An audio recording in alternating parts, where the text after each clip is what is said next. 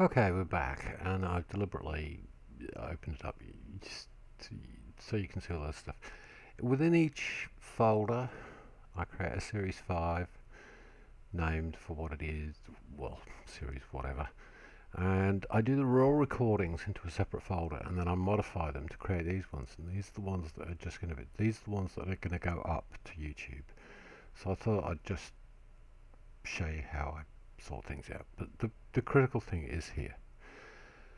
Now, let's have a look. Ding! Now, if you are want to be pedantic and want to actually specify the path to a specific JDK, you'll notice that I've done it here. This is how you do it. It's simple as that. Now, what I'm going to do is I'm going to deliberately show you the ops.txt and the white-list.txt so you can actually see what I've cut these down.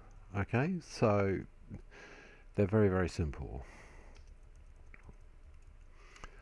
Right, so all you do is you put in the names of the people that are sorry, the names of the people, the Minecraft names. So there's me, there's Nick, there's John, there's Ben.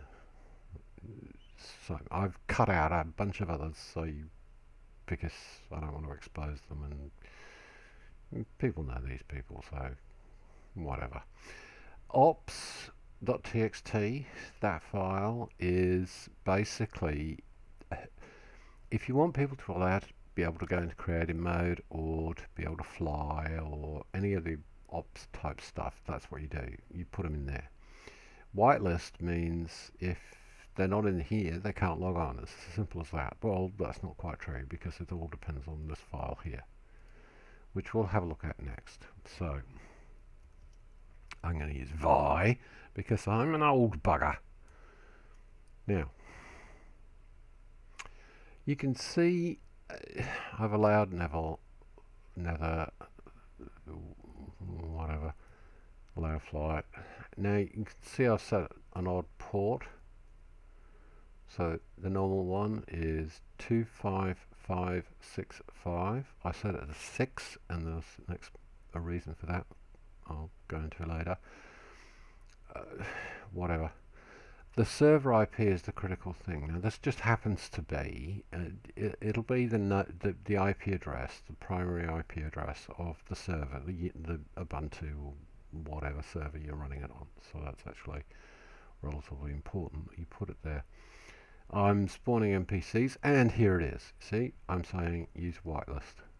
You've got to use a whitelist because otherwise you're going to get the. Now, texture pack, unless you've got a texture pack that you're going to be making available via HTTP from your server, there's kind of no point in doing that. Let individual users use whatever the hell they want. I use one from, I can't remember, BD's fax or something. It's whatever. So yes, I'm turning it off. I fucking hate it. That's just so that people can throw things at each other. We're all a little family here, so PvP, yes. So max plus 20. You can set that higher. I suggest that if you're going to do that, that you run your server on a separate core, because Minecraft doesn't thread really well. So if you've got a CPU with like 4 CPUs, each with 4 cores, won't make a jot of difference. It's all going to run on one core. So run them on separate cores. You can use your affinity and all that kind of stuff to do that, whatever. Yeah, so I've set it to 20, but realistically it's only about 10. Kind of obvious. Now, this view distance, I don't know whether you had a look at some of the other ones that I mentioned before, but view distance 5, if you set it too high, like 10, you're going to start seeing can't keep up. I set it to 5 and it just happens to work at 5. Your mileage may vary, whatever. Now, message of the day. People don't know this. This is old Unix stuff. Sorry, excuse the bangs. Message of the day. It's the name of your server as it shows up when you go to join server and it lists a set of servers. I've just put in the version number. It's as simple as that. The critical things are whitelist and server IP and port number. It's that simple. There really isn't much else to do. There's a bunch of other options, and I seriously encourage you to go off and have a bit of a dig around on the net, because there's lots of people explaining all of these things, so there's no point in me going over again. I tinkered with this. It doesn't really make that much difficulty. Difference. There's probably something, whatever. That's very useful because otherwise you won't get tritons. I tried to up the difficulty and it just became fucking impossible to do bloody anything. So you're just constantly mobbed. So I suggest you leave that at 1. You can play around with it. It's totally up to you. Whatever.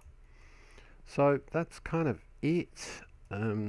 There's nothing much else. You just go bash, launch server, ding.sh, and I'm not going to do that because, and I'm just going to move the cursor off screen for a second.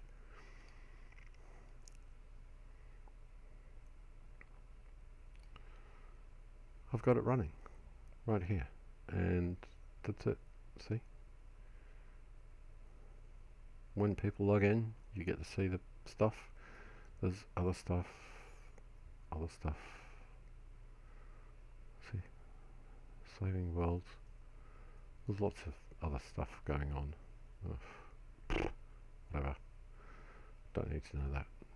It's all irrelevant. The point is that I'm not going to start it because it's already running. The next episode is how to make it available from your router, because that's the critical part.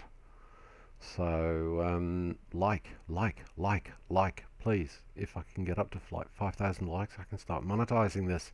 It's my IT exit strategy. It's my retirement plan. Do it now.